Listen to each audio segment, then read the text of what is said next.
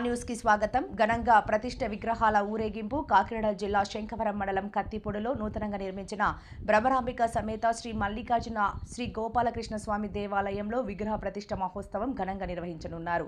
కత్తిపూడి కృష్ణుడు గుడి వద్ద నూతనంగా నిర్మించిన శ్రీ భ్రమరాంబిక సమేత మల్లికార్జున శ్రీ గోపాలకృష్ణ ఆలయంలో వైశాఖ మాస బహుళ సప్తమి స్థిరవారం మే 9న ఉదయం 10:37 శ్రావణ నక్షత్ర యుక్త కర్ణాటక లగ్నమందు శ్రీ భ్రమరాంబిక సమేత శ్రీ మల్లికార్జున శ్రీ గోపాలకృష్ణ స్వామి హిత పరివార దేవతా విగ్రహ ప్రతిష్టకు పంచాహ్నిక దీక్షతో నిర్వహిస్తామని మంగళవారం నుండి శనివారం వరకు ప్రతిరోజు హోమములు చేపడతామన్నారు.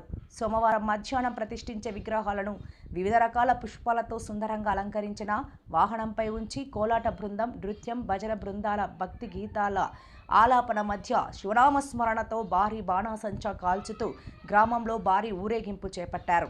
శుక్రవారం మధ్యాహ్నం మహాకుంభాభిషేకం నిర్వహించే కలశాల ఊరేగింపు, శనివారం మధ్యాహ్నం ఆలయ ఆవరణలో భారీ అన్నదానం చేపట్టనున్నామని గ్రామస్తులు, భక్తులందరూ పాల్గొని స్వామివారిని దర్శించుకుని తీర్థ ప్రసాదాలు స్వీకరించాలని ఆలయ కమిటీ సభ్యులు కోరారు.